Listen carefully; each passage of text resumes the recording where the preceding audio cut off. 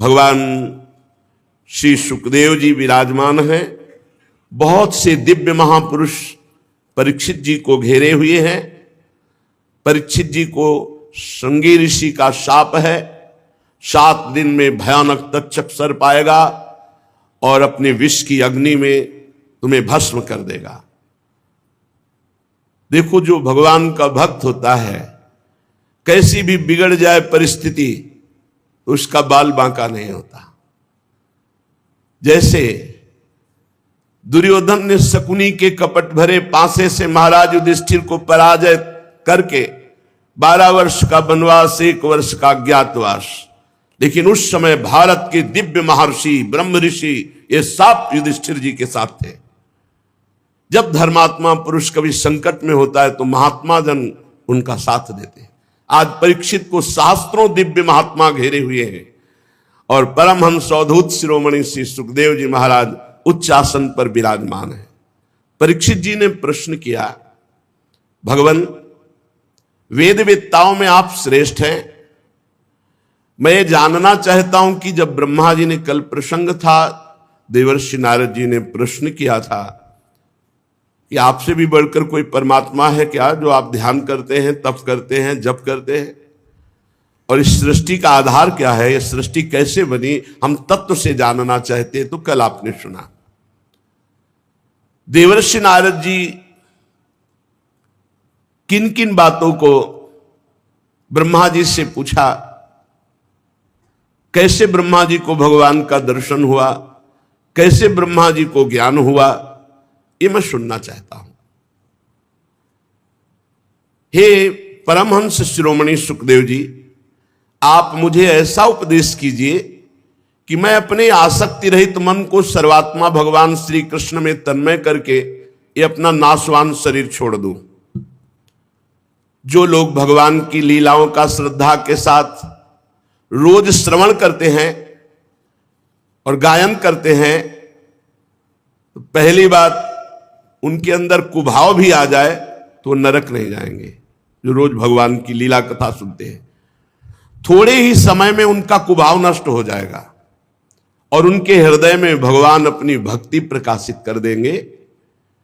भगवान श्री कृष्ण की जब कोई कथा सुनता है तो प्रविष्टा कर्णरंध्रेण श्वानाम भाव सरोरुहम आहा धुनोति समलम कृष्ण सलिलस्य यथा शरत।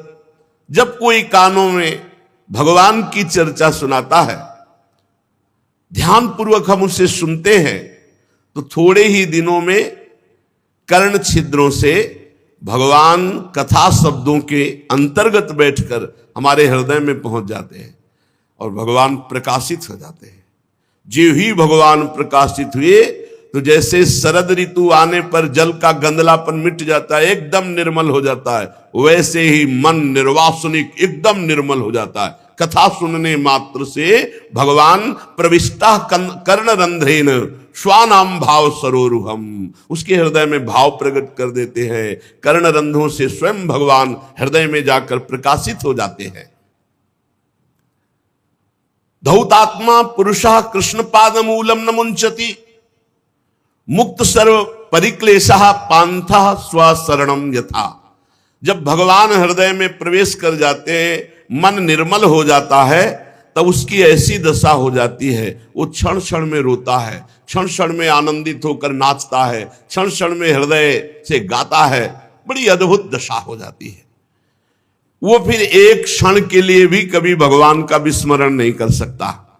वो समस्त क्लेशों से छूटकर ऐसे विश्राम को प्राप्त होता है जैसे परदेश गया हुआ आदमी घर आने पर विश्राम प्राप्त करता है। हमारा घर क्या है?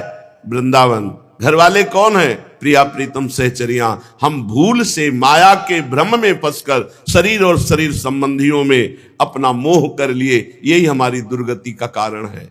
सबकी ममता ताग बटोरी, मम पद मन ही बांध बर डोरी। हमको भी ये जीवन में करना है कि एकमात्र ममता प्रिया प्रीतम के चरणों में। भगवान, वैसे तो जीव का इस पांच भौतिक शरीर से कोई संबंध नहीं है। जैसे वस्त्र वैसे है, ये पर अज्ञान के कारण हम इसे मैं और मेरा मान लिए। कैसे जीव माया में आसक्त हो जाता है? ये क्या है भगवान की माया? परीक्षित जी कह रहे, यद्यपि जीव का इस पंचभूत शरीर से कोई संबंध नहीं, फिर भी वो मैं मेरा मान, ये क्या है माया? ये क्या बात है प्रभु कि जो जीव है वो परमात्मा स्वरूप है, निर्विकार है, फिर भी वो विकार को प्राप्त हो रहा है।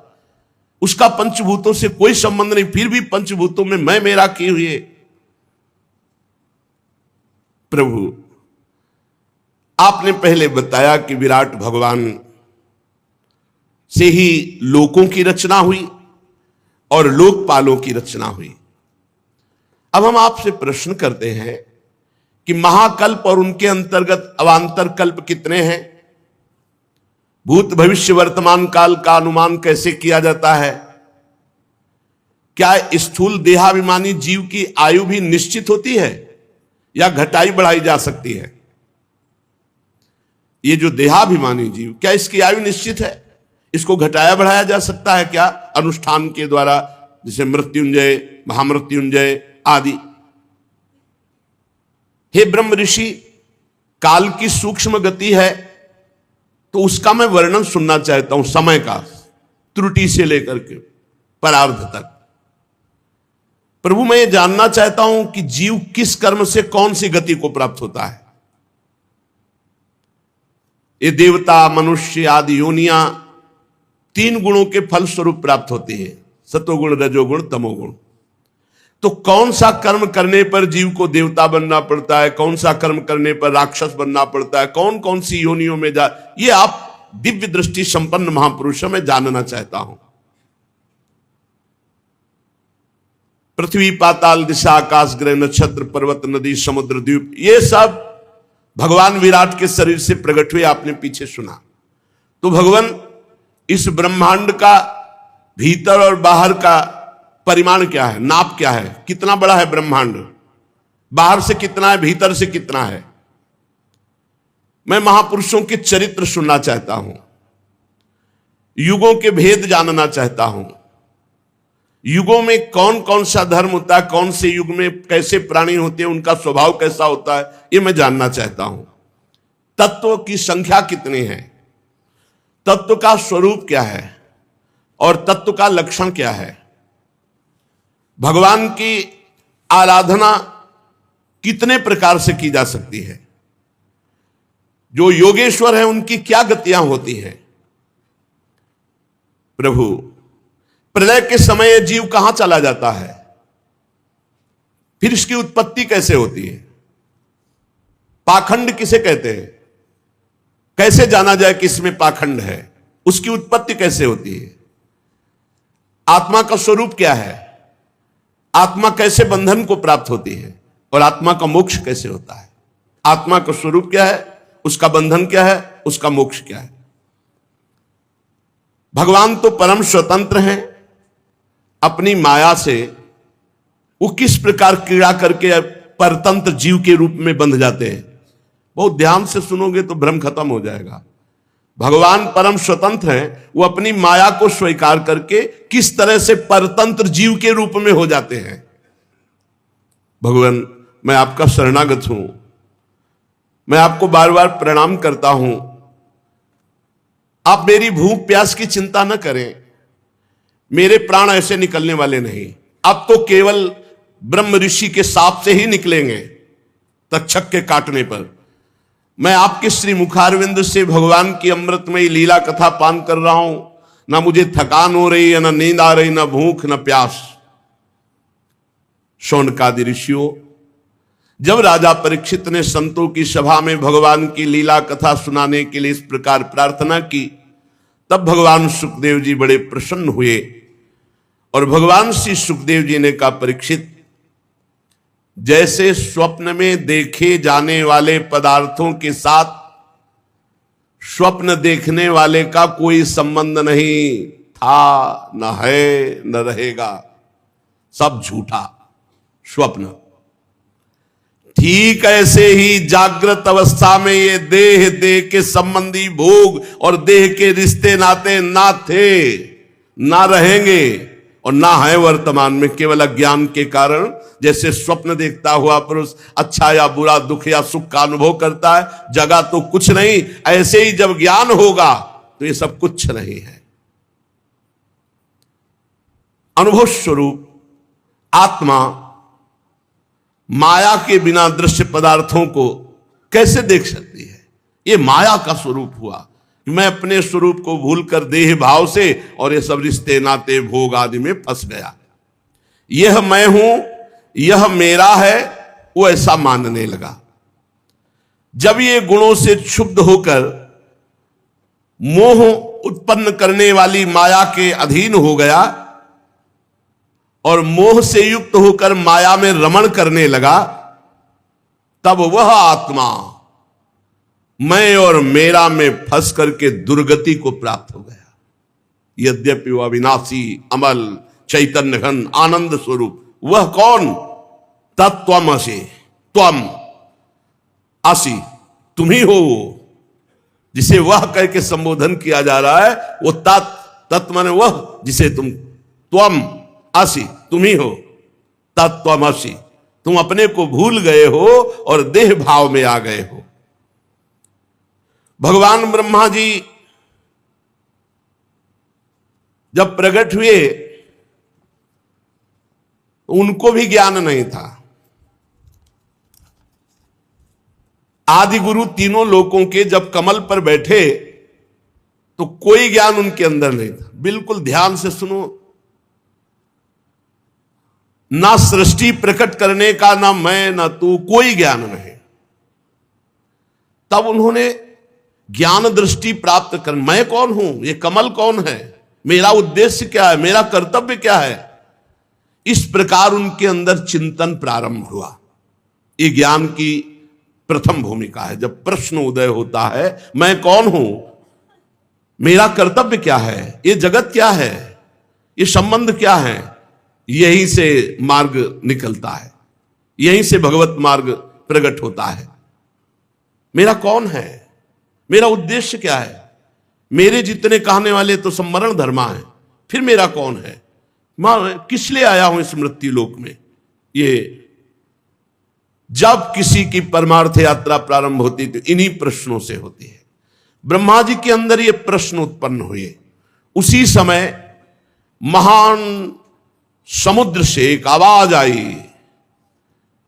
व्यंजन का 16वां अक्षर और 21वां अक्षर, ता प त प, 3 बार, तप करो तप करो तप करो। ब्रह्मा जी ने वक्ता को चारों ओर देखने के लिए ऐसे किया तो 4 मुख हो गए। कहां से आवाज आई? पर आवाज किससे आई ये नहीं जान पाए। पर उन्होंने कहा कि मुझे आज्ञा हुई है कि तप करो, इसलिए मैं अपने मन को तपस्या में लगाता हूं। ब्रह्मा जी त्रिभुवन के सबसे बड़े तपस्वी हैं, प्रथम तपस्वी हैं। घोर तपस्या की 1000 दिव्य वर्ष पर्यंत चित्त को एकाग्र करके, प्राणों को रोक करके, मन को संयम में करके, कर्मेंद्रिय ज्ञानेंद्रियों को वश में करके ऐसी तपस्या की कि अमोघ ज्ञान प्रकट हो गया। 1000 दिव्य वर्ष तक मन को एकाग्र, प्राणों को रोक लिया, चित्त को एकाग्र, कर्मेंद्रिय और ज्ञानेंद्रियों को वश में करके 1000 दिव्य वर्ष तक तपस्या की। उनके अंदर अमोघ ज्ञान प्रकट हो गया। सब लोग अपने में दिखाई देने लगे। भगवान प्रसन्न हुए तपस्या से, तो ब्रह्मा जी की दृष्टि में दिखाई देने लगा भगवान का दिव्य धाम। तस्मै स्वलोकम भगवान सभाजितः संदर्शयामास परम नयत परम। भगवान का स्वधाम ब्रह्मा जी के दिव्य नेत्रों के सामने प्रकाशित हुआ। इससे परे कोई लोक नहीं। भगवान के धाम में न क्लेश है, न मोह है, न मृत्यु है, न भय है, न किसी भी तरह का दुख है। दुख नाम की चीज नहीं। एक बार जिसे भगवान के धाम का दर्शन हो जाता है वो इतना महान हो जाता है कि देवता भी उसकी बार बार स्तुति करते हैं। सुरासुरार्चिता। भगवान के धाम में न रजोगुण है, न तमोगुण है, न मिला हुआ सतोगुण है, न काल का प्रवेश है, न माया ही कदम रख सकती है। फिर माया के बाल बच्चे काम क्रोध आदि तो प्रवेश ही कैसे कर सकते हैं। देखा भगवान ब्रह्मा जी ने कि दिव्य पार्षदों से सुरक्षित है भगवान का धाम। बड़े बड़े ऋषि मुनि देवता सब नमस्कार कर रहे हैं, धाम की तरफ सर झुका रहे हैं। अब धाम के अंदर दृष्टि प्रवेश की तो देखा उज्ज्वल आभा से महान तेजों में श्याम शरीर, शतदल कमल के समान कोमल नेत्र, पीले रंग का दिव्य बिजली जैसा पीतांबर, अंग अंग से रास रास सौंदर्य बिखर रहा है। कोमलता, सौंदर्यता, मानो मूर्तिमान होकर विराजमान हो। और ऐसे ही भगवान के सब पार्षद हैं, जैसे भगवान का स्वरूप ऐसे भगवान के पार्षद, सबकी चार चार भुजाएं, महान तेजस्वी दिव्य अस्त्र लिए हुए भगवान के पार्षद, सब दिव्य मणिमय सुवर्ण प्रभा में आभूषण धारण किए हुए तेजों में। धाम की भूमि छवि अद्भुत, कहीं मूंगे की, कहीं वैदुर्य मणि की, कहीं कमल के समान, कहीं उज्जवल स्फटिक मणि के समान, ऐसी भूमि धाम की।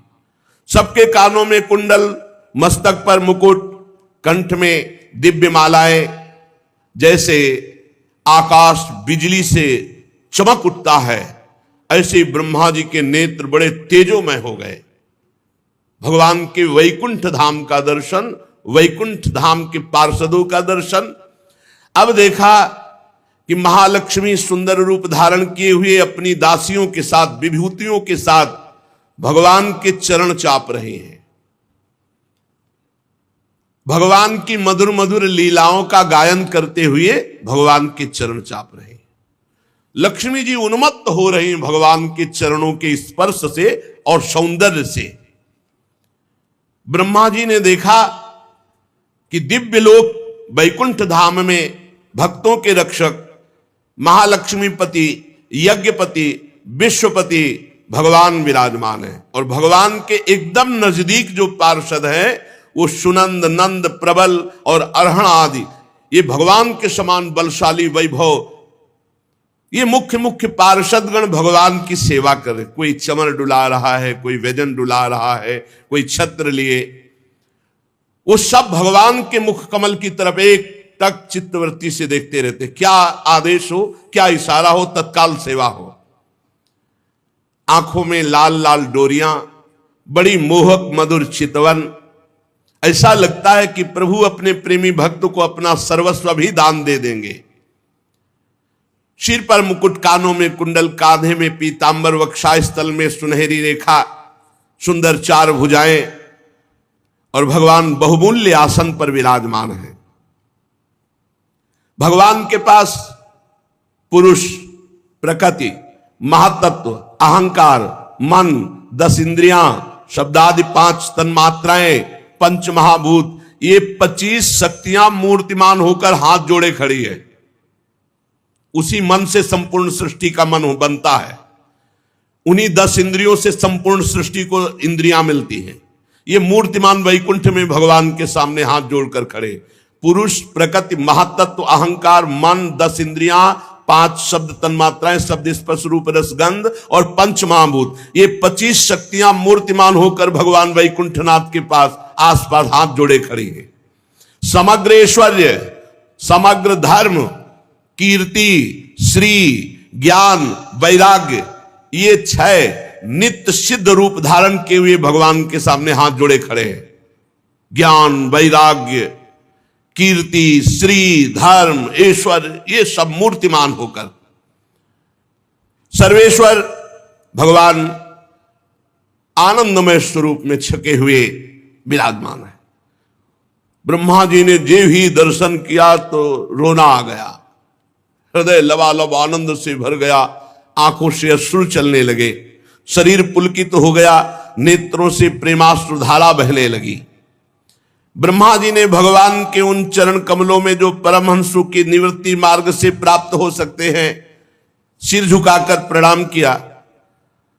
ब्रह्मा जी प्यारे अपने आराध्य देव भगवान वैकुंठनाथ के प्रेम में इतने आनंद निमग्न है कि अब कुछ होश ही नहीं है। विचार करके देखो कि शिव श्रीपति यद्यपि ललचाही मन प्रवेश तिन्हों को नाही। यहां वैकुंठनाथ के दर्शन से हालत ब्रह्मा जी की हो रही है और शिव श्रीपति वैकुंठनाथ यद्यपि ललचाहे, जहां गलवहियां दिए हमारे प्रिया प्रीतम वृंदावन नवनिभृत निकुंज में, वहां क्या दशा होती होगी प्रेमी की। ब्रह्मा जी की दशा है कोई सुध नहीं, आंखों से अश्रुधारा बह रही, हृदय आनंद से लबालब भर गया। ये केवल ध्यान ही नहीं है, ये साक्षात्कार है। भगवान बहुत प्रसन्न मुद्रा में ब्रह्मा जी का हाथ पकड़ा। ये केवल ध्यान नहीं, हाथ पकड़ा और मंद मुस्कान से अलंकृत वाणी में कहा, ब्रह्मा देखो, मेरी आज्ञा का पालन करने के कारण तुम्हारे हृदय में समस्त ज्ञान उदय हो चुका है। भगवान की आज्ञा पालन, तप, बस लग गए तपस्या में। तुमने ज्ञान प्राप्ति के लिए तप किया तो सृष्टि रचना की पूरी सामर्थ्य और पूरा ज्ञान तुमको प्राप्त हो चुका है। तुमने हमारी आज्ञा मानी और हमें देखा नहीं, और हमारी आज्ञा मान ली, इसलिए मैं बहुत प्रसन्न हुआ। अपने कलयुगी भक्तों पर भगवान बहुत प्रसन्न है, क्योंकि इतने भारी विघ्न में इतने भारी अधर्म का हाहाकार मचा हुआ है और हमने भगवान को देखा नहीं, कोई परिचय बताने वाला नहीं, और केवल उनका भरोसा विश्वास करके जीवन समर्पित कर दिया और चल दिए, तो भगवान इस बात से बिक जाते हैं। ब्रह्मा जी से क्या करें, तुमने मुझे देखा नहीं था पर मेरी आज्ञा पालन की, इसलिए मैं बहुत प्रसन्न हुआ और अपना संपूर्ण वैभव तुम्हें दिखा रहा हूं। धाम का और संपूर्ण सृष्टि प्रकट करने की सामर्थ्य और अथाह अगाध ज्ञान तुम्हारे अंदर प्रकाशित हो चुका है। खास बात पकड़ो, भगवान को बिना देखे भगवान के लिए सर्वस्व समर्पित कर रहे हो, वो देख रहे हैं, एक एक सेकंड का हिसाब होगा, व्यर्थ नहीं जाएगा तुम्हारा समर्पण, देख लेना। जो लोग मन में कपट रखकर दिखावे के लिए योग साधना आदि का, मैं उनसे कभी प्रसन्न नहीं होता। तुम्हारा कल्याण हो, अब जो तुम्हारी अभिलाषा हो मुझसे वरदान मांगो, क्योंकि मैं मुंह मांगी वस्तु देने में समर्थ हूं। ब्रह्मा जी, जीव के समस्त कल्याणकारी साधनों का विश्राम मेरा दर्शन पाना है, जैसे तुम पा रहे हो। यह दर्शन ऐसा नहीं होता कि भाव में केवल हो रहा है, भगवान का स्पर्श। भगवान ने हाथ पकड़ा ब्रह्मा जी का, भक्तजन स्पर्श करते हैं, भक्तजन गले लगते हैं। तुम्हारी जो इच्छा थी सूने जल में की किसकी वाणी थी, वो मेरी थी, मैंने कहा था। तुमने आज्ञा का पालन किया, इसलिए मेरे इस दिव्य लोक का तुम्हें दर्शन हुआ, जो बड़ा ही दुर्लभ है। तपस्या मेरा ही स्वरूप है। तपस्या से दुर्लंघ शक्ति हृदय में जागृत हो जाती है। ब्रह्मा जी ने कहा, भगवान आप समस्त प्राणियों के अंतःकरण में साक्षी रूप से विराजमान रहते हैं। भगवान कहां रहते हैं? सबके अंतःकरण में विराजमान है। सबके, जहां मन बुद्धि चित्त अहंकार है वहीं विराजमान है। चित्त में भगवान विराजमान है, चित्त में भगवान वासुदेव का स्थान है। हे भगवान, आप सबके अंतःकरण, बताओ इतने नजदीक हैं और फिर भी दुर्लभ है उनका दर्शन, क्योंकि हम बहिर्मुख होकर बाहर चित्त वृत्ति दिए है। यह ज्ञान आपसे ही हमें प्राप्त हुआ है कि मैंने अंतःकरण में आपका साक्षात्कार किया। नाथ, आपने कहा कि वरदान मांगो, तो मैं आपकी कृपा से आपके निर्गुण रूप और सगुण रूप दोनों का ज्ञान तो पहले ही प्राप्त कर चुका हूं। स्वामी, आपकी आज्ञा कभी व्यर्थ नहीं होती। ये जगत की उत्पत्ति, पालन, संहार, ये आपकी एक क्रीड़ा है। मैं मर्म जानना चाहता हूं कि आप कैसे जगत को प्रकट करते हैं, कैसे पालन करते हैं, और कैसे इसका विनाश करते हैं। जब आप नाटक में देखते हो नट कलाकार जादूगर अपने को कई हिस्सों में काटता है तो आप तालियां बजाते हो कि रोते हो बैठ के? जब अपने वो जन को काटता है, कपड़ा डाल दिया, गांव में देखा है आपने? हमने तो देखा था बचपन में, ऐसे एक आदमी को लिटा दिया और कपड़ा डाल दिया और ऐसे ऐसे करके 5-6 टुकड़े कर दिए अलग अलग, सब तालियां बजा रहे हैं क्योंकि सबको पता है सही नहीं है। ये उसके मंत्र का जादू है जो हमारी आंखों में जो चाहता वो दिखवाता है। ऐसे किया रुपए की गड्डी, इतना बड़ा सामर्थ्यशाली होता तो 2-2 रुपए मांगते थोड़ी घूमता है। ये आंख बांध करके एक छोटा जादूगर हमारे सामने भ्रम पैदा कर सकता है कि जादूगरों के बाप है भगवान। इंद्रजाल कितना बड़ा अपने आप से अपने आप में अपने आप का सृजन करता है, अपने आप का पालन करता है। जो इस रहस्य को जानते हैं उनको तो ब्रह्मा जी भी कहते हैं मैं रहस्य जानना चाहता हूं। भगवान आपकी आज्ञा है कि मैं सजग होकर सृष्टि रचना करूं और रचना के अभिमान में ना बनूं। तो प्रभु ऐसा कैसे हो सकता है? कर्तृत्व भाव आ ही सकता है। नाथ आपने वरदान मांगने की बात कही तो मुझे वो ज्ञान दीजिए जिससे मैं सृष्टि रचूं और उसके कर्ता भाव में ना हूं, कभी अभिमान ना हो जाए, सावधानी पूर्वक केवल आपकी आज्ञा का पालन करूं। बहुत सुंदर भगवान ने ज्ञान दिया है, अगर समझ जाओगे तो आप भी निहाल हो जाओगे। बहुत बड़ा नहीं है, 4 श्लोक में ज्ञान दिया है, अब उसे पकड़ लेना। भगवान कह रहे हैं ज्ञानम परमम गुह्यम में यद विज्ञान समन्वितम सरहस्यम तदंगम च गृहाण गदितम मया। ब्रह्मा जी तुम मेरे भक्त हो, मेरी आज्ञा का पालन करते हो, इसलिए मैं अत्यंत गोपनीय अपने स्वरूप का ज्ञान मैं तुम्हें दे रहा हूं, तुम इसे ग्रहण करो। यह ज्ञान बड़ा गोपनीय है, मेरी कृपा से ही ये केवल ज्ञान होता है, पढ़ने लिखने से नहीं होता, किसी साधना से नहीं होता, मेरी कृपा से होता है। अब जो ज्ञान दे रहे हैं उसे सुन लो, इसे बैठा लेना। गुरु कृपा से बचपन में जब चले थे उसी समय ये बात बैठ गई थी दिमाग में, तो उसकी शुरुआत जैसे बच्चा थे उसी भाव से हुई थी। कुत्ते को देखते थे इसमें भगवान है, कुत्ता भगवान कैसे हो सकता है यार? ऊपर का खोल कुत्ता है, अंदर तो भगवान है ना इसमें। ऐसे शुरू किए थे। नहीं नजदीक आएगा तो डंडा तो मारेंगे ही, तो डंडे में भी तो भगवान है।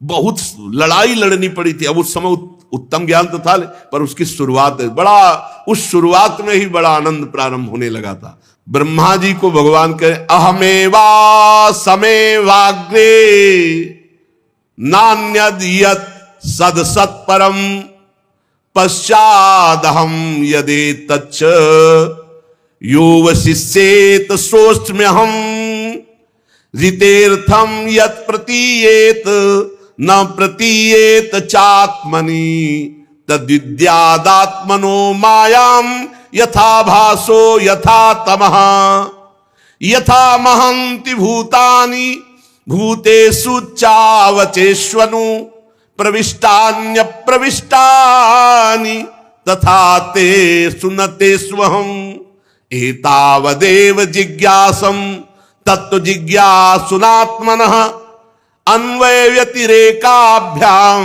यत् स्यात् सर्वत्र सर्वदा एतन्मतं समातिष्ठ परमेण समाधिना भवान कल्प विकल्पेषु न विमुह्यति करहिचित्। भाव सुनो, ब्रह्मा जी जब तुम भी पैदा नहीं हुए थे तो केवल मैं ही था। सृष्टि के पूर्व में केवल मैं ही मैं में कुछ नहीं जुड़ा था, केवल मैं। मेरे अतिरिक्त ना स्थूल था, ना सूक्ष्म था, ना कारण था, ना अज्ञान था, ना माया, कुछ नहीं, मैं ही मैं। जब सृष्टि नहीं रहेगी तो मैं ही मैं।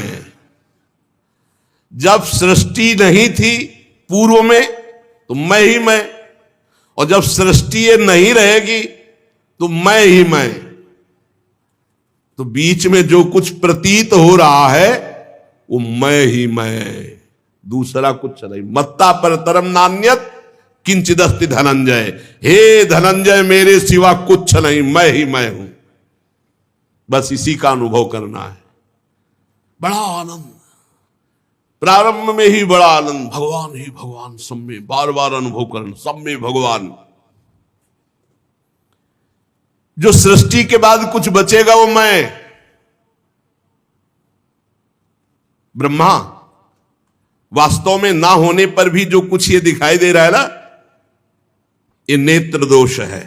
जैसे नेत्र दोष हो जाए तो दो चंद्रमा दिखाई देने लगेंगे, तो है तो एक ही, पर नेत्र खराब है तो दो दिखाई दे रहे। ये जो द्वैत भास रहा है, मेरे में माया, मैं मोर तय तोर, ये केवल अज्ञान। मुझ परमात्मा में दो चंद्रमाओं की तरह ये जगत मिथ्या है, जो द्वैत दिखाई दे रहा है। मैं ही मैं, केवल भगवान है। मैं सब में विराजमान हूं, पर मेरी माया के कारण मैं नहीं दिखाई देता और सब कुछ दिखाई देता है। जैसे प्राणियों के पंचभूत रचित छोटे बड़े शरीरों में आकाश आदि पंच महाभूत उन शरीरों के कार्य रूप निर्मित होने के कारण प्रवेश भी करते, और पहले से उन स्थानों में उन रूपों में विद्यमान है तो प्रवेश भी नहीं करते। ऐसे ही हम प्राणियों के शरीर की दृष्टि में उनमें आत्मा के रूप में प्रवेश किए हुए हैं, और आत्मदृष्टि से हम कहीं प्रवेश भी नहीं किए हुए हैं। ये शरीर में जैसे पंचभूतों से बना है, अब कहा जाए इनमें पंचभूत प्रवेश नहीं करते, तो प्रवेश क्या करेंगे? वो पंचभूत से बना हुआ है। तो बोले इस जगत में भगवान प्रवेश नहीं करते। प्रवेश क्या करते? भगवान ही बने हुए हैं जगत। बात को समझो। प्रविष्टान्य प्रविष्टानि तथा तेषु न तेषु हम, वे मेरे में नहीं, मैं उनमें नहीं हूं। क्यों? क्योंकि मैं ही मैं हूं। दो नहीं है, वे और मैं नहीं, केवल मैं ही मैं हूं। यही समझना है। भगवान कह रहे यथा महंति भूतानि भूतेषु च वचेष्वनु प्रविष्टान्य प्रविष्टानि तथा तेषु न तेषु हम। कह रहे हैं वो मेरे में नहीं और मैं उनमें नहीं हूं, क्योंकि उनमें और मेरे में ये दो शब्द नहीं है, केवल मैं ही मैं हूं। पहले बता चुके हैं, मैं ही मैं हूं। तो मैं में क्या प्रवेश करे? जल जब बर्फ रूप हुआ तो उसमें जल ही जल है और कुछ नहीं है। तो भगवान जब जगत रूप बने तो केवल भगवान ही भगवान है, कुछ नहीं है। वही है, वही त्रिगुण है, वही पंचभूत है, वही 10 इंद्रियां हैं, वही चतुर्थ अंतःकरण है, वही सब कुछ बने हुए हैं। हो गया ज्ञान, इसी से जीवन मुक्त हो जाता है। ये अनुभव की बात है। ये अनुभव में पूरा जीवन लगता है, पूरा जीवन भगवान ही भगवान, भगवान ही। मुक्त हो गए, कुछ नहीं है, केवल भगवान। एक भगवान अनेक रूपों में, अनेक को एक में समेट ले, वही साधना। भगवान ने क्या किया? एको हम बहुश्यामा, एक से बहुत रूपों में हो जाए। तुम्हें क्या करना है? बहुत रूपों को एक में समेट दो, बस सवाल हल। जीवन मुक्त, परम धाम पहुंच गए। इससे पिंड नहीं छूट रहा। यही बहुत बड़ा रोग है, शरीर राग। ब्रह्मा जी समझ पाए मेरे अतिरिक्त कुछ नहीं है। बड़े लीला बिहारी हैं, सब रूपों में भगवान हैं, पर ऐसे ऐसे उनके रूप हैं कि मानना ही नहीं पड़, ये भगवान कैसे हो सकते हैं? नहीं, और वही सब हैं। और यही जान गया सो महात्मा, समहात्मा सुदुर्लभा, वासुदेवा सर्वमिति समहात्मा सुदुर्लभा। ये भगवान नहीं है, ये भगवान नहीं है, ये निषेध पद्धति। दो प्रकार से जाना जाता है, व्यतिरेक और अन्वय। अन्वय व्यतिरेकाभ्याम यत् स्यात् सर्वत्र सर्वदा। पहले क्या करे कि नहीं में आवे, ये नहीं, ये नहीं, ये नहीं। परिवार माया मोह, रुपया पैसा, ये सब माया मोह भगवान का। हटते हटते जब भगवान में चित्तवृत्ति तन्मय हुई, फिर सर्वम खलमिदम ब्रह्म सिद्धांत चलता है। ब्रह्म सत्यम, ये जगन मिथ्या, ये झूठा है, ये सत्य नहीं। और है सत्य, पर सवाल हल करना है। तो ब्रह्म सत्यम जगन मिथ्या। और जब सत्य चिंतन में पहुंचे तो बोले सर्वम खलविदम ब्रह्म, सब कुछ ब्रह्म ही है। भगवान ही भगवान सदा सर्वत्र सब रूपों में है। जिसको ज्ञान प्राप्त करना है तो इससे बढ़कर कोई ज्ञान नहीं है। भगवान ही पूर्णता, सच्ची मानिए, बड़ी पूर्णता है। गंगा की रेती में पद्मासन लगा करके जब यही बात का चिंतन होता है ना, रोमांच होता है। कई कई घंटे शांत, गंगा एकदम ब्रह्म स्वरूप है, ब्रह्म द्रव कहा ही गया है गंगा जी को। बहुत विशुद्ध ज्ञान की प्राप्ति गंगा जी से, गंगा जी से परम आसक्ति। गंगा जी का किनारा छोड़कर हमको कहीं कोई तीर्थ जाना या कहीं कोई कुछ अच्छा नहीं लगता था। बस जीवन में अगर हमारे कहीं कुछ तीर्थ स्थान हुए तो सब गंगा जी के किनारे। चित्रकूट इसलिए गए क्योंकि वृंदावन वहीं से, काशी से चित्रकूट और चित्रकूट से वृंदावन, नहीं कहीं और नहीं, कहीं नहीं गए विश्व में, बस वही गंगा का किनारा। बस यही लगता था पूर्णता है। गंगा जी कैसे, तुम्हें बताओ कैसे कैसे भाव प्रकट करते।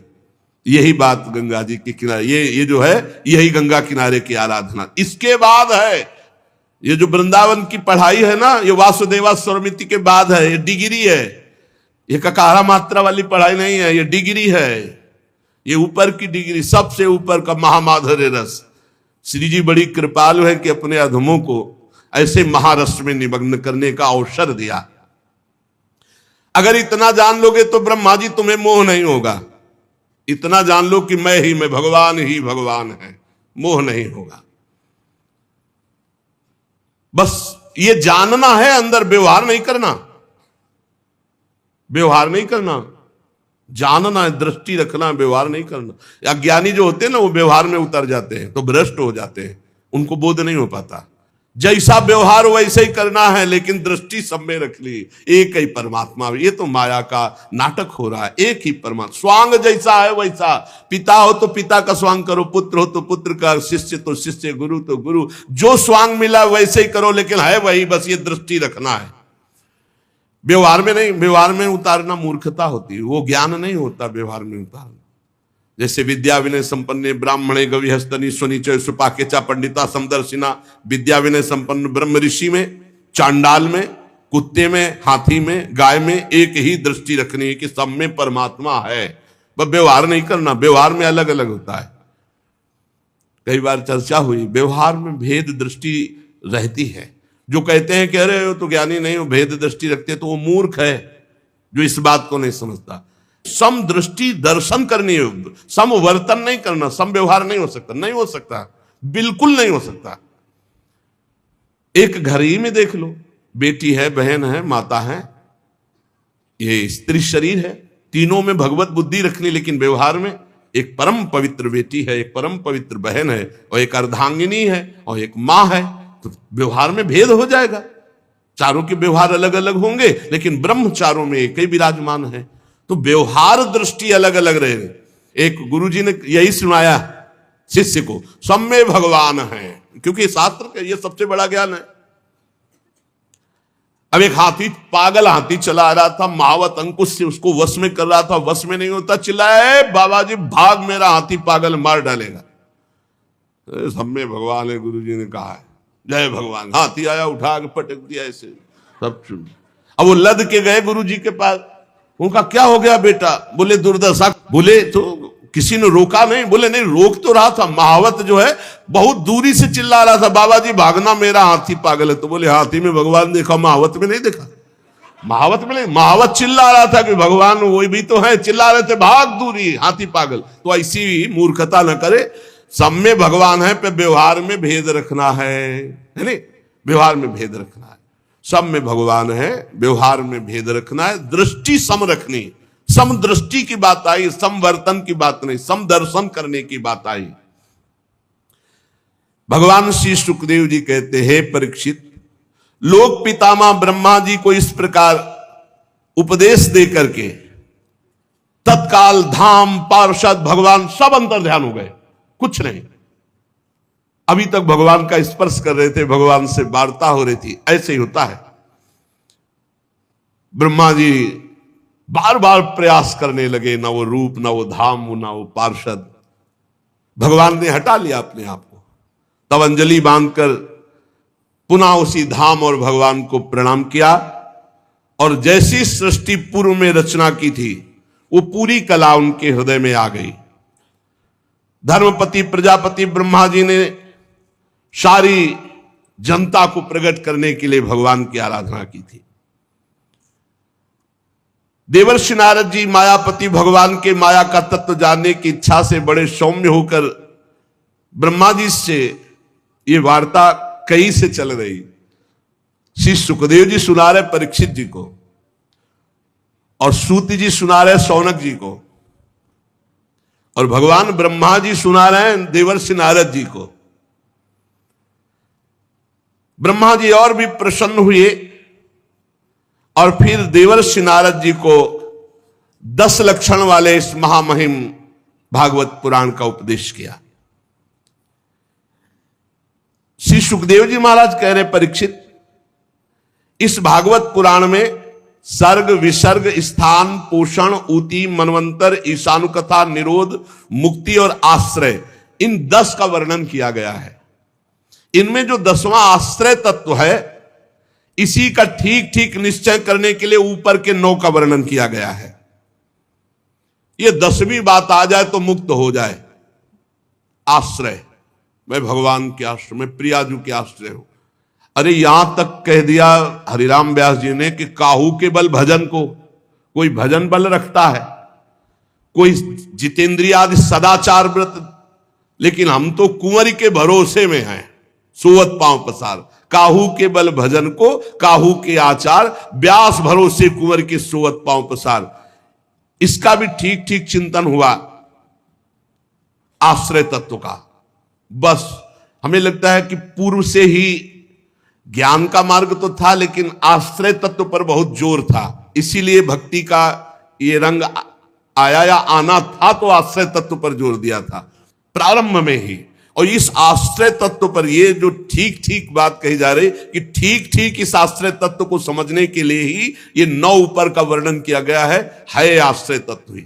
फिर 9धा भक्ति की 9वीं भक्ति पर दृष्टि गई, आत्मसमर्पण। आश्रय, आत्मसमर्पण, सर्वत्र भगवान, 3 बातों को बहुत गंगा किनारे मनन होता। उसी का भाव कहीं ना कहीं अंदर हृदय में था तो कैसा होगा वृंदावन।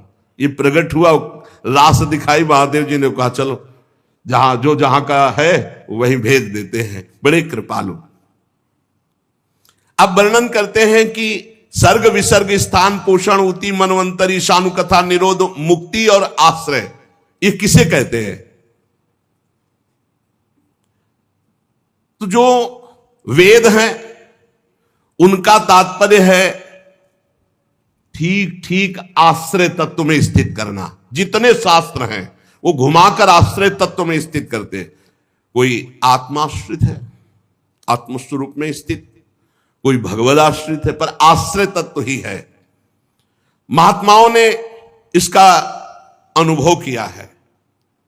जब ईश्वर की प्रेरणा से गुणों में क्षोभ होता है, उसका रूपांतरण होता है, आकाश आदि पंचभूत शब्दादि तन्मात्राएं इंद्रिया अहंकार महातत्व की उत्पत्ति होती है, इसे सर्ग कहते हैं। ये जो तत्वों की उत्पत्ति होती है इसे सर्ग कहते हैं। उस विराट पुरुष से उत्पन्न ब्रह्मा जी के द्वारा जो विभिन्न चराचर सृष्टियों का निर्माण होता है उसको विसर्ग कहते हैं। प्रतिपल नाश की ओर बढ़ने वाले सृष्टि को एक मर्यादा में स्थित रखने वाले भगवान विष्णु की जो श्रेष्ठता सिद्ध होती है उसका नाम स्थान है। सर्ग विसर्ग स्थान। अपने द्वारा सुरक्षित सृष्टि में भक्तों के ऊपर उनकी जो कृपा होती है भगवान की, उसका नाम है पोषण। मनवंतरों के अधिपति जो भगवत भक्ति और प्रजापालन रूप शुद्ध धर्म का अनुष्ठान करते हैं उसे मनवंतर कहते हैं। सर्ग विसर्ग स्थान पोषण और मनवंतर। और फिर ऊति, जीवों की वे वासनाएं जो अनंत काल से दबी हुई है वो जब उठती हैं तो ऐसे कार्य करवाते जिससे बंधन हो जाता है, उसे ऊति नाम से कहते हैं। जीवों की वासनाओं के कारण जो होने वाले कर्म है उनको ऊति कहते हैं। भगवान के विभिन्न अवतारों के और उनके प्रेमी भक्तों की जो विविध कथाएं हैं उनको ईश कथा कहते हैं। जब भगवान योग निद्रा स्वीकार करके शयन करते हैं तब इस जीव का अपनी उपाधियों के साथ लीन हो जाना निरोध कहा जाता है। अज्ञान कल्पित कर्तृत्व भोक्तत्व अनात्म भाव का परित्याग करके स्वरूप परमात्मा में स्थित हो जाना इसे मुक्ति कहते हैं। और चराचर जगत की उत्पत्ति और पालन और प्रलय जिनसे होता है वो है भगवान, वो है परब्रह्म भगवान। भगवान का आश्रय ही सबकी पूर्णता है, आश्रय भगवान का। जो नेत्रादि इंद्रियों के अभिमानी दृष्टा जीव है, वही इंद्रियों के अधिष्ठात्र देवता आदि सूर्य के रूप में, जो नेत्र गोलक आदि से युक्त दृश्य देह है, वही उन दोनों को अलग अलग करता है। तीनों में एक का भाव हो जाए तो दो की उपलब्धि में भी दृश्य नहीं देखा जा सकता। नेत्र गोलक, नेत्रेंद्री और सूर्य, तीनों की उपस्थिति में ही दृश्य दिखाई देगा। एक भी का अभाव हो जाए तो दर्शन नहीं हो सकता, दृश्य नहीं दिखाई दे सकता। इसी प्रकार सबके अधिष्ठात्र भगवान है, भगवान के अभाव में कुछ नहीं है, उनका अभाव है ही नहीं। जहां देखो ता वही विराजमान है, उन्हीं का आश्रय लेना चाहिए, दूसरे का आश्रय नहीं। एकमात्र संसार से पार होने का उपाय भगवान का आश्रय है। पीछे वर्णन हुआ था कि विराट पुरुष का पिंड जल में पड़ा, तो जल को कहते हैं नार। शास्त्रीय भाषा में जल का एक नाम है नार, और उसी नार में पड़े रहने के कारण 1000 वर्ष तक पड़ा रहा था, पीछे ध्यान होगा। तो इसीलिए उसमें चैतन्य घन परमात्मा प्रवेश किया, तो उसका नाम हुआ नारायण। वो विराट पुरुष ही भगवान नारायण। नारायण भगवान की कृपा से ही द्रव्य कर्म काल स्वभाव और जीवादि की सत्ता है। नारायण भगवान के सिवा किसी का कोई अस्तित्व तो नहीं है, सब उन्हीं से प्रकट हुए। सब नारायण की नाभि कमल से ब्रह्मा, ब्रह्मा से सब, तो मूल सबके नारायण हुए। और नारायण में कौन प्रवेश किया था? भगवान श्री कृष्ण। जब भगवान श्री कृष्ण ने देखा 1000 वर्ष तक वो पिंड पड़ा रहा, चेतना नहीं आई, तो आप स्वयं उसमें प्रवेश हुए, तब नाम हुआ नारायण। अर्थात भगवान श्री कृष्ण के अंश से ही उस नार में शयन करने वाले महान नारायण नाम से कहे गए। नार माने जल। उन अद्वितीय भगवान नारायण ने योग निद्रा से जागकर जब अनेक होने की इच्छा की, तो वही अखिल ब्रह्मांड के अनंत जीवों के रूप में हो गए। वही भगवान ही भगवान है, दूसरा कोई नहीं। ये जो दूसरा दिखाई देता है यही माया है। बस यही सब बातें पढ़ के सुन के मन शांत हो जाता। कहां भटकोगे? वही है, दूसरा कोई, शांत एकदम।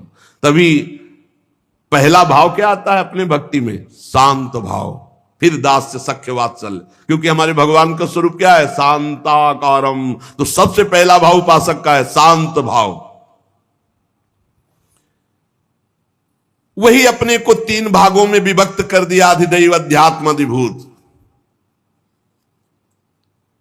परीक्षित, सच्चिदानंद भगवान अपने आप को ही विराट रूप में और विराट रूप से अपने आप को ही इस जगत रूप में प्रकाशित कर दिया। शौनक जी ने पूछा, महाराज ये तो बात आप बताई कि पीछे आपने एक बात कही थी, वो छूट गई। आपने हम लोगों को बताया था कि विदुर जी हस्तिनापुर त्याग कर तीर्थ यात्रा के लिए गए, तो वो किन किन तीर्थों में गए? और सुना कि विदुर जी की उद्धव जी से वार्ता हुई थी। तो उद्धव जी तो भगवान के बड़े ज्ञानी भक्त, क्या वार्ता हुई? फिर सुना कि विदुर जी मैत्रेय जी से मिले थे, तो मैत्रेय जी तो बहुत उच्च कोटि के महापुरुष हैं, तो उनसे जरूर कोई तत्व वार्ता हुई होगी, वो हम सुनना चाहते हैं। शौनक जी ने सूत जी से प्रश्न किया। भगवान श्री सुखदेव जी ने परीक्षित जी से भी यही कहा, क्योंकि वो भी प्रश्न किए थे। जो पीछे प्रश्न किए थे उनमें बहुत से प्रश्न थे, तो उसमें यह भी प्रश्न था कि भगवान के तत्व का स्वरूप का वर्णन, भगवान के अवतारों के स्वरूप का वर्णन, भगवान एक होकर के अपनी माया को कैसे विस्तार करते हैं। तो कहा, परीक्षित जो तुमने पीछे बात पूछी थी, वही पूर्व काल में घटित घटना को हम बता रहे हैं कि विदुर जी ने समस्त सुखों का त्याग कर तीर्थ यात्रा क्यों की, और मैत्रेय जी से मिले, उद्धव जी से मिले, क्या वार्ता हुई। जब यह घटना उस समय के है, सर्वेश्वर भगवान श्री कृष्ण पांडवों के दूत बनकर गए, तब उन्होंने दुर्योधन के महल में एक भी कोई वस्तु स्वीकार नहीं की, खान पान व्यवहार की, और बिना बुलाए विदुर जी के घर गए। पवित्र आत्मा विदुर जी को अपना माना प्रभु ने, और दुर्योधन ने विविध प्रकार से भगवान से कहा, बहुत सी सामग्री। आप भगवान ने कहा दो ही भाव से भोजन पाया जाता है, तो यहां दोनों बातें नहीं, तुम में प्रीति नहीं हो, हम में भूख नहीं है। और उसी समय विदुर जी के घर जाके कह रहे बहुत भूख लगी है, लाओ। विदुरानी छिलका पवाती है और गूदा फेंक देती है। परीक्षित जी ने पूछा, प्रभु मैत्रेय जी तो असाधारण महापुरुष हैं, विदुर जी का समागम कहां हो गया? और मैत्रेय जी जैसे महात्मा विदुर जी जैसे प्रश्न करता तो साधु शिरोमणि बड़ा सुंदर उत्तर होगा, हम सुनना चाहते हैं। भगवान सुखदेव जी ने कहा, परीक्षित, राजा धृतराष्ट्र अपने अन्यायी पुत्रों से बहुत मोहित थे, जानते थे कि अन्याय कर रहे हैं, लेकिन दस्तखत वही करते थे जो दुर्योधन कहता था। वो अपने भाई पांडु के अनाथ बालकों को लाक्षा भवन में जलाने के लिए भेज दिया था, आग लगवा दी, पर भगवान की कृपा और विदुर जी की प्रवीणता से वो बच गए। फिर उनकी पुत्र वधू महाराज युधिष्ठिर की पटरानी द्रौपदी के केस घसीटता हुआ दुशासन सभा में लाता है। द्रौपदी के अश्रुधारा चल रही है, किंतु धृतराष्ट्र ने अपने कुकर्मी पुत्रों को उस समय भी नहीं डांटा, वहां भी दस्तखत। और क्या बताएं, सत्यपरायण धर्मराज युधिष्ठिर को छल पूर्वक अन्याय पूर्वक जुए में हरा दिया गया और उन्हें वनवास दिया गया। वनवास भोगने के बाद फिर लौटकर जब आए और अपनी पैतृक संपत्ति मांगी तो उन्होंने उनका हिस्सा देना अस्वीकार कर दिया। जब इस विषय पर भगवान श्री कृष्ण कौरवों की सभा में हित भरे सुमधुर वचन जाकर के बोले, जो भीष्म आदि को तो अमृत जैसे लगे, पर कुरुराज को वो विष जैसे लगे। फिर भी धृतराष्ट्र की बुद्धि काम नहीं की और पुत्र मोहवशात भगवान की बात नहीं मानी, क्योंकि सारे पुण्य उनके नष्ट हो चुके थे, मानते भी तो कैसे। जब विदुर जी ने देखा कि भगवान की आज्ञा का उल्लंघन हो रहा है, तो विदुर जी ने धृतराष्ट्र से कहा, जिसे विदुर नीति कहते हैं, महाराज अजात शत्रु महात्मा युधिष्ठिर को उनका हिस्सा दे दीजिए। आप असहनीय अपराध कर रहे हैं, भगवान की भी बात नहीं मान रहे, पांडव वनवास करके आए फिर भी उनका हिस्सा नहीं दे रहे। हमें बहुत डर लग रहा है कि ये पांडव अगर क्रोधित हो गए तो महाराज आपके वंश का विनाश हो जाएगा। ये भीम सांप की तरह सांस ले रहा है, बस भगवान की आज्ञा का इंतजार कर रहा है। इसकी फुफकार में तुम्हारे एको पुत्र नहीं बचेंगे महाराज, हम आपको बताए देते हैं। आपको पता नहीं है कि पांडवों के पक्ष में अखिल कोटि ब्रह्मांड नायक ये श्री कृष्ण है, ये परमात्मा है। ये यदुवीरों के आराध्य देव कोई मनुष्य नहीं है, ये परब्रह्म परमात्मा है। ये द्वारिका में विराजमान रहकर ही तुम्हें नष्ट कर सकते हैं, आने की जरूरत भी नहीं। पृथ्वी के बड़े बड़े राजा या बड़े बड़े ब्रह्म ऋषि देवता ये उसी पक्ष में रहते हैं जिस पक्ष में भगवान होते हैं। सुर नर मुनि प्रसन्नता ऊपर सोई विजयी विनयी गुण सागर तास सुजस त्रैलोक उजागर। जा पर कृपा राम की होई ता पर कृपा करे सब कोई। ये जिसे तुम अपना पुत्र मानकर पाल रहे हो महाराज, जिसकी हां में हां मिला रहे हो, ये दुर्योधन मूर्तिमान दोष है, दोष। ये दोष तुम्हारे घर का नाश कर देगा। ये इतना महान दोषी है कि भगवान से भी द्वेष करता है। ये भगवान श्री कृष्ण से विमुख, श्रीहीन, अधर्माचरण करने वाला, कुल कलंक। मेरा अगर वचन आपको सुनाई दे रहा हो तो आप इस दुष्ट का तुरंत इसी समय त्याग कीजिए और हस्तिनापुर से निकलवा दीजिए। विदुर जी महान नीतिज्ञ, धर्मराज का साक्षात स्वरूप है। साधु जन भी विदुर जी का आदर करते, भगवान भी आदर करते। ये बात सुनते ही दुशासन, दुर्योधन, कर्ण, शकुन सब क्रोध से युक्त हो गए और दुर्योधन तो बहुत ही कड़ुआ बोला, अरे इस कुटिल दासी पुत्र को यहां किसने बुलाया उपदेश देने के लिए? इसकी जान तो मत लो, लेकिन इसको तुरंत इसी समय नगर से बाहर निकाल दिया जाए। महाराज धृतराष्ट्र सुन रहे, एक भी शब्द नहीं बोले। ये बड़े भाई के सामने ऐसे कानों में विषैले शब्द, विदुर जी ने कुछ भी बुरा नहीं माना। समझ रहे थे कि भगवान इनका विनाश करवाना चाहते हैं, इसलिए ऐसी इनकी भाषा निकल रही। धृतराष्ट्र को प्रणाम किया और सामने द्वार पर धनुष बाण रख दिया और हस्तिनापुर से निकल पड़े। अब ऐसे राज्य में नहीं रहना जो भगवत विमुख, जहां से दुष्टों का बोलबाला, अधर्म का बोलबाला हो। कौरवों को विदुर जैसे महात्मा उपदेश देने वाले बड़े भाग्य से मिले थे। जे ही हस्तिनापुर से चले तो सबके पुण्य नष्ट हो गए। कौरव पक्ष के अपमान कर दिया विदुर जैसे महात्मा का। साधो अवज्ञा तुरंत भवानी, कर कल्याण अखिल के हानि। विदुर जी हस्तिनापुर से चलकर भूमंडल के तीर्थों में विचरण करने लगे, जहां श्री हरि, ब्रह्मा, रुद्र आदि इन महान के द्वारा जो तीर्थ स्थापित है, उन तीर्थों में विचरण किया। जहां जहां भगवान के पवित्र वन, पर्वत, कुंज, निर्मल जल, सरोवर, उन सब में स्नान करना, वहां अनुष्ठान करना, ऐसे विदुर जी तीर्थों में विचरे। और ऐसे भेष में रहते कोई ये जान न पाए कि विदुर जी हैं।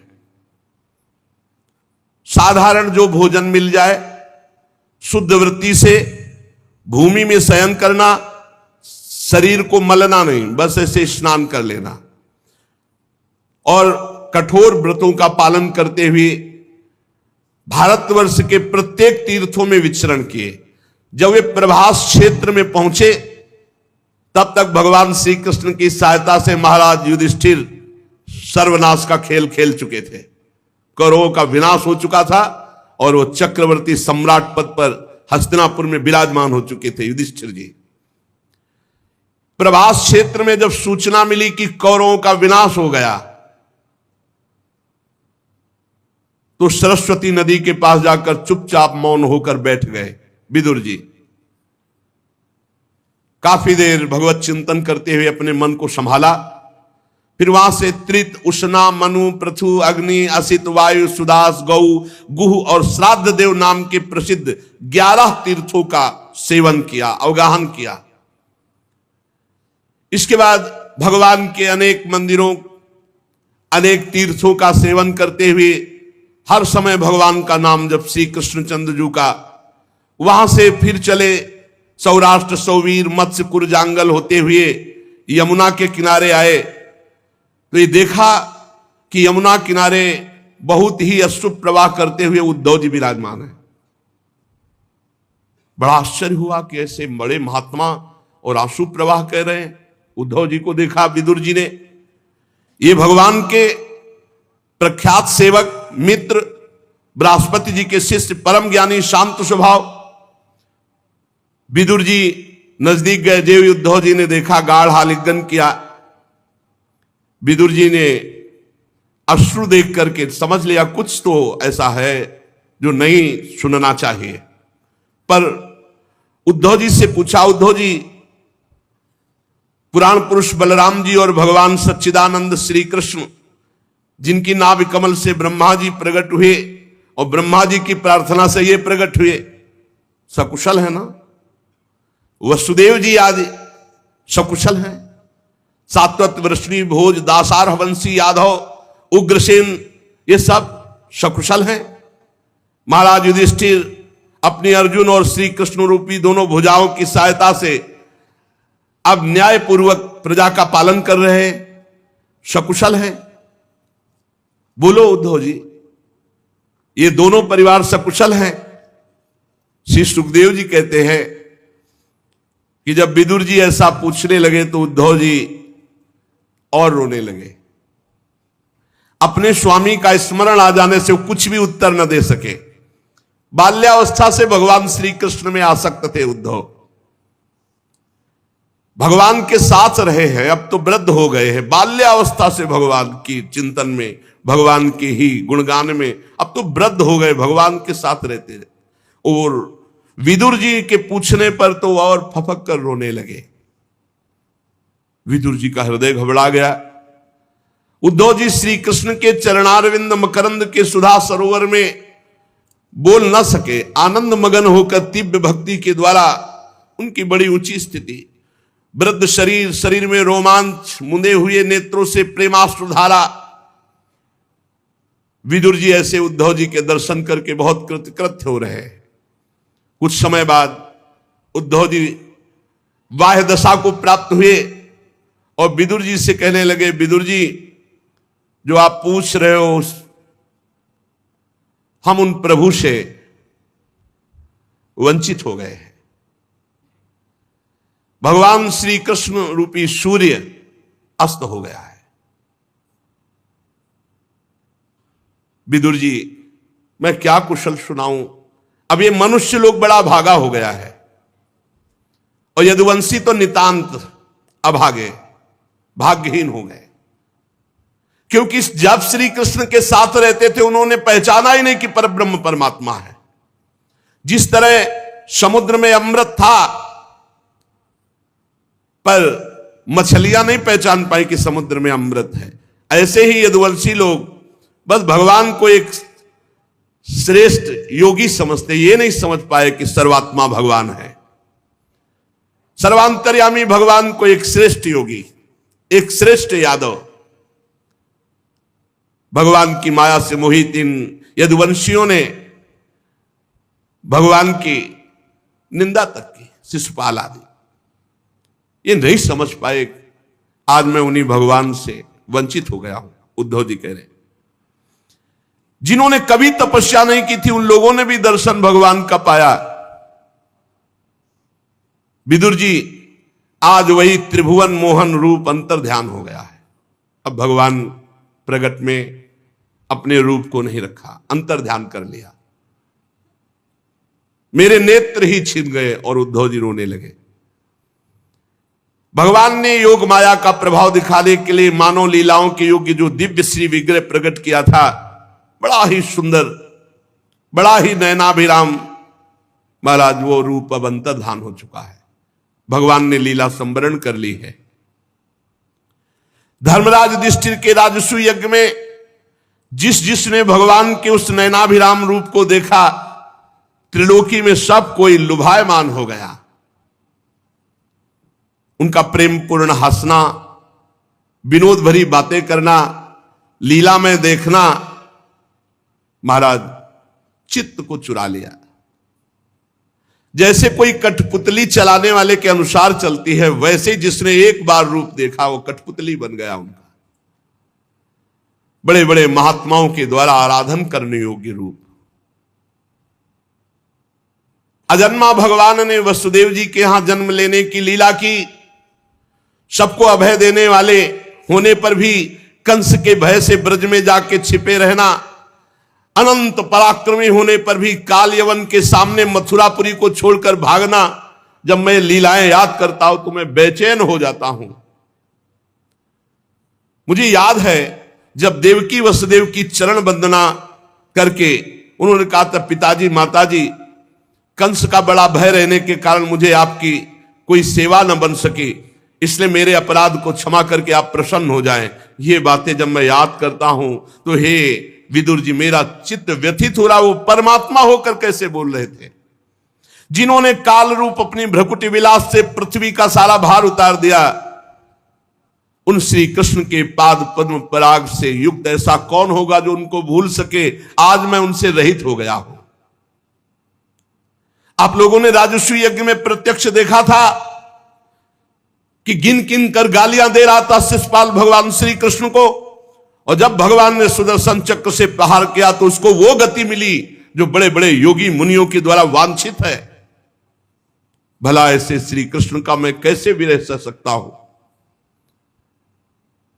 हमारे सामने भगवान का मुख रहा, हमारे सामने भगवान की सब बातें क्रीड़ा रही, अब वो सब चली गई। अब कैसे जीऊं। भगवान परम धाम को चले गए हैं। अरे वो तीनों लोकों के अधीश्वर, उनके समान कोई नहीं तो उनसे बढ़कर कौन हो सकता है। विदुर जी, मुझे वो दृश्य याद है जब सिंहासन पर महाराज उग्रसेन और उनके नीचे खड़े होकर हाथ जोड़कर कहते, हे देव आज्ञा कीजिए मैं कौन सी सेवा आपकी करूं। वो मेरे चित्त को बहुत लुभायमान करती है। कहां भगवान और कहां उग्रसेन, हाथ जोड़कर कहते, हे देव आज्ञा कीजिए। मुझे वो भी याद है जब पापनी पूतना ने अपने स्तन में हलाहल विष लगाकर श्री कृष्ण को मार डालने की नियत से उन्हें दूध पिलाया, तो उसको भगवान ने वो परम गति दी जो दाई मां को मिलती है। भगवान श्री कृष्ण के अतिरिक्त और कौन दयालु है जिसकी शरण ग्रहण करे। मैं उन असुरों को भी भगवान का बड़ा कृपा पात्र समझता हूं जिन्होंने वैर भाव से ही सहित भगवान श्री कृष्ण का सदा चिंतन तो किया।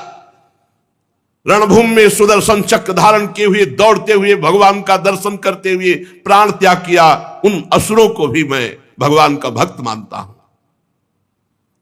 ब्रह्मा जी की प्रार्थना से पृथ्वी का भार उतारकर उसे सुखी करने के लिए कंस के कारागार में वसुदेव देवकी के यहां भगवान अवतार लेते हैं। कंस के डर से पिता वसुदेव जी ने उन्हें नंद बाबा के ब्रज में पहुंचा दिया। वहां वे बलराम जी के साथ 11 वर्ष तक ब्रज लीला करके फिर यमुना के उपवन में हरे वृक्षों में कलरव करते हुए पक्षियों के झुंड में बछड़े चराते हुए ग्वाल बाल की मंडली में ब्रजवासियों की दृष्टि आकृष्ट करने के लिए बाल लीला करते हुए कभी रोते कभी हंसते कभी खेलते, ऐसे ब्रजवासियों को 11 वर्ष तक सुख दिया।